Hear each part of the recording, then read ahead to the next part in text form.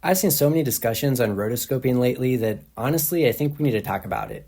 It's not hard to find misconceptions and bad information out there regarding rotoscoping, so let's just establish some basics here. I'm not going to go into a whole history and timeline, but rotoscoping has been in use for over 100 years, and it's essentially when you film something and then trace over each frame of that footage to create an animated video that looks and moves like the real life footage looked and moved. At its most straightforward, it's tracing live action footage, but I'll talk more about that later. Why do animators use rotoscope? Some talk about capturing subtle expressions and adding a depth of realism. In a recent interview about Bakeneko Anzu-chan, Yoko Kuno said, "As a method of expression, rotoscope has clear strong points and weak points. Because you're using real footage, you can capture realistic movement and subtle expressions, but if you adhere to the footage too closely, then the movements become muddied and the actor's performance loses impact. It's difficult to discern what movements ought to be captured and what movements can be ignored. There's a peculiar technique to it, which I realized when I tried it." Humans actually move in really interesting ways. There are careless movements that we're not conscious of, which you'd never think to incorporate when imagining the movement of a character, but with rotoscope, those subtleties come out, and I feel like that's really the charm of the method. I like in this interview Toshiyuki Inoue did with Takeshi Honda, where Inoue asks Honda why he used rotoscope in the Beyond segment of the Animatrix. At first, Honda's like, "Well, I wasn't confident my ability was up to the task, and there's a time crunch, so it seemed like rotoscoping was the only way."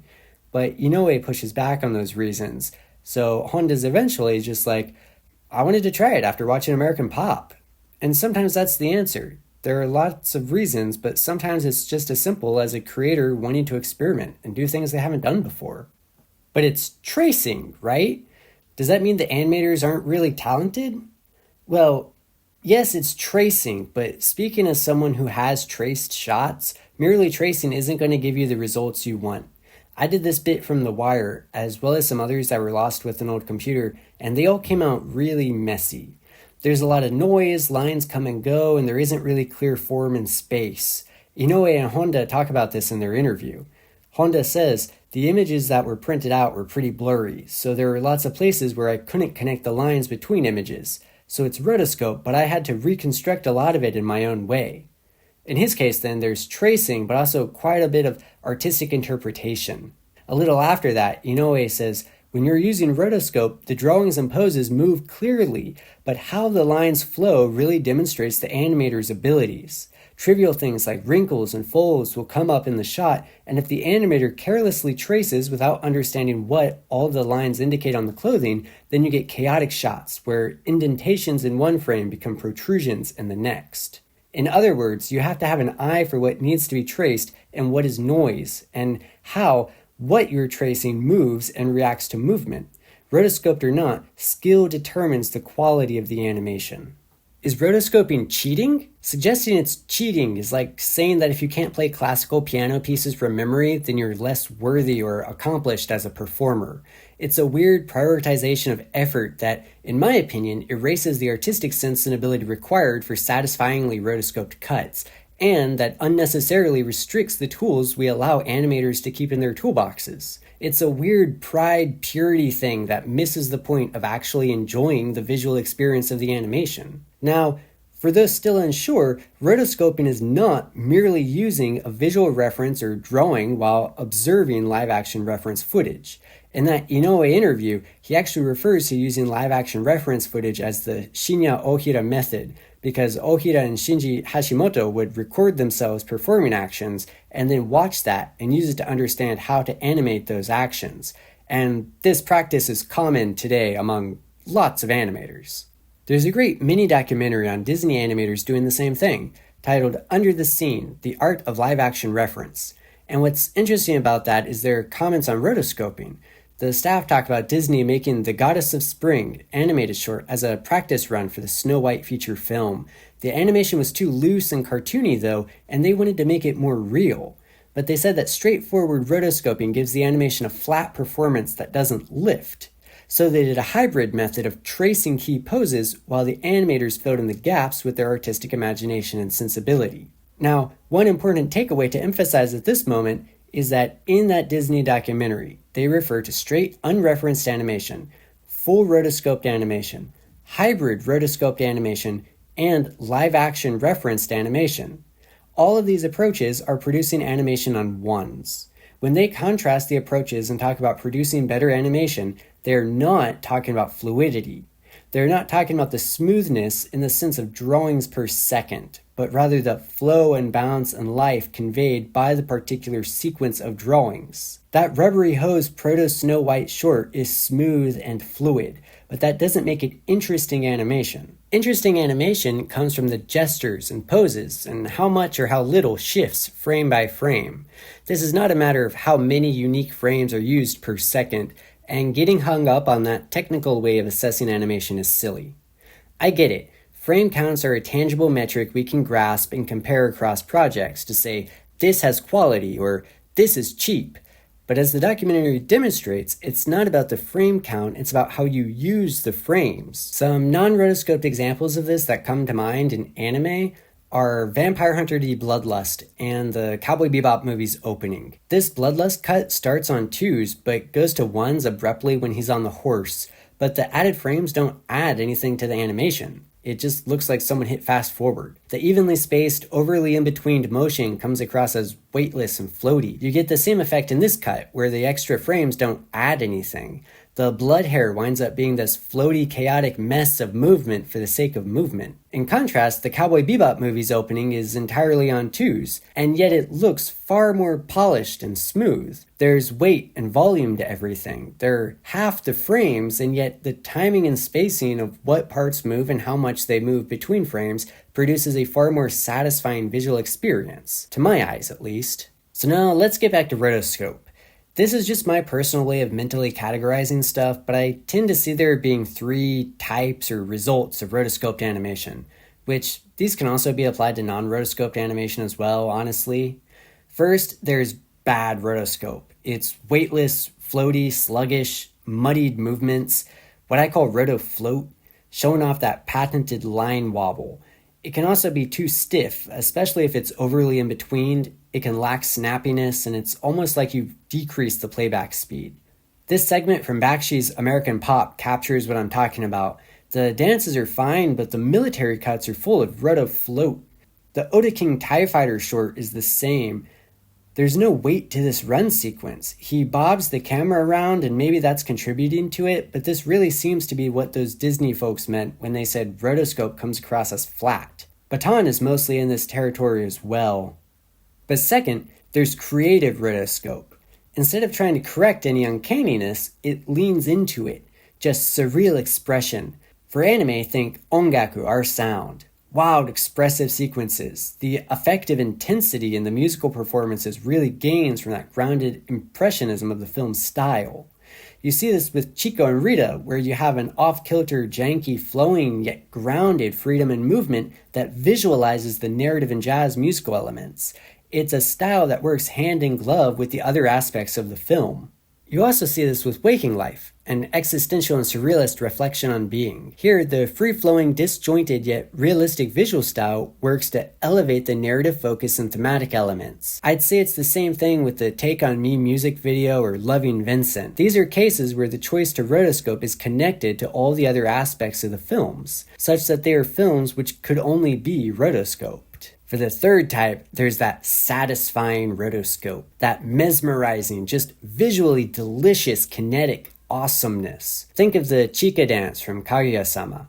It's not floaty or muddied, there's weighted form and space, crisp movements and clean lines. I think there are some angles where the anime face looks fake or jarring, but on the whole, I think the anime designs blend with the realistic movement just fine. The performances in Carol and Tuesday are like this too. Just snappy and fresh. I love that movement. And I'll be honest, almost all of the cuts that get shared around and inspire this is it not rotoscope discourse, for me, fall into this satisfying category. And with that in mind, I want to just walk through some examples. This DJ cut from W's is a good example of bad rotoscope. There's too much noise in the clothes, the mask floats.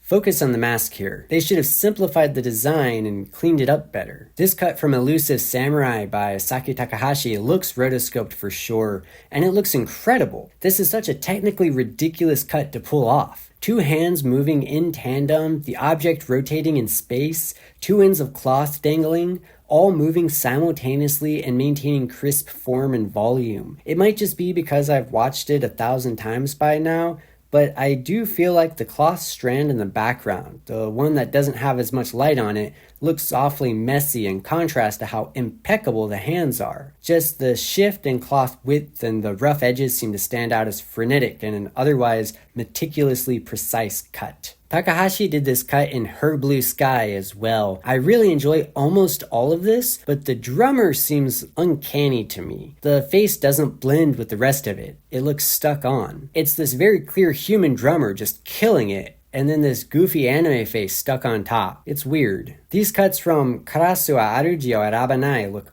awesome for the most part, but there is this moment of wobble here on the sleeves.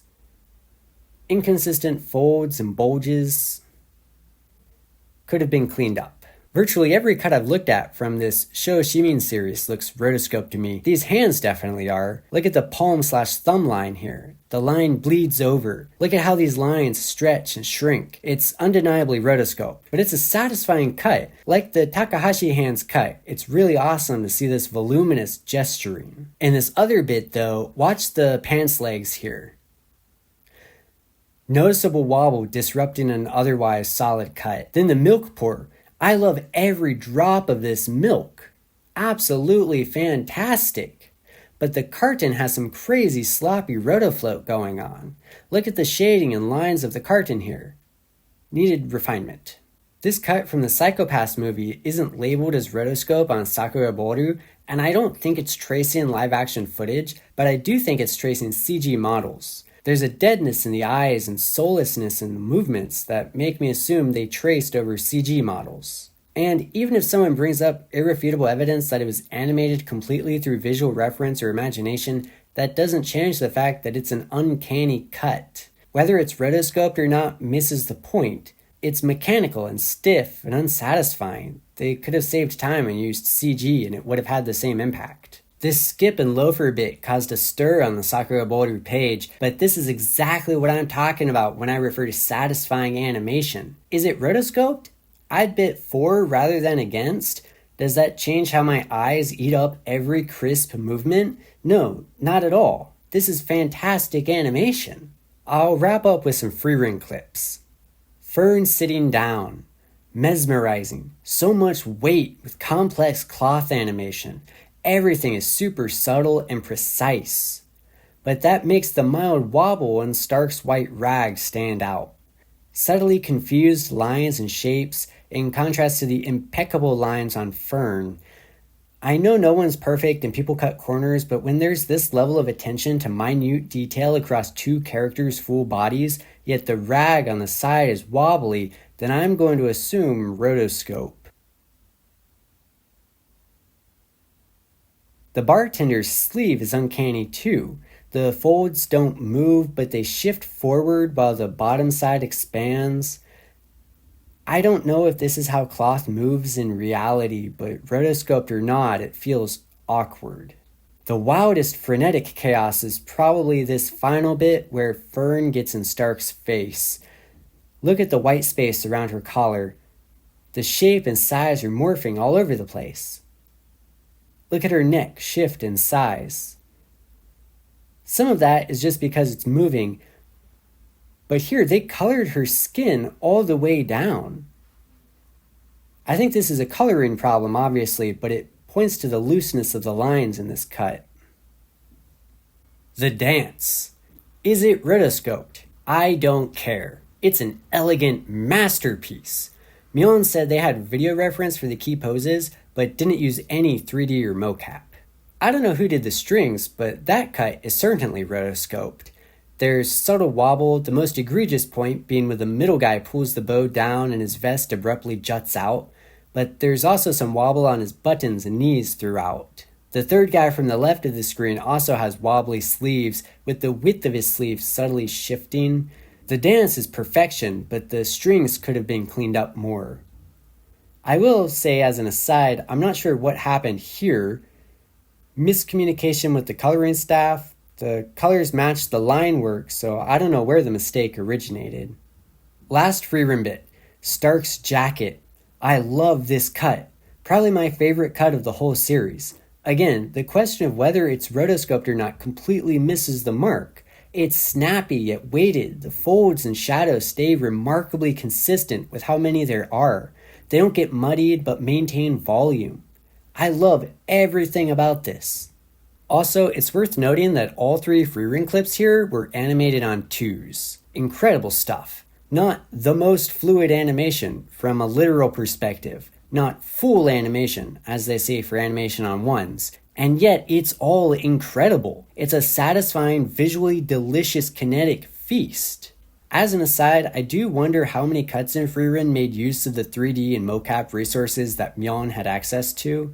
Again, not that I believe that making use of those tools would devalue the animation or anything like that, but just as a point of curiosity and interest in what precise tools and methods were used to produce all the wonderful results.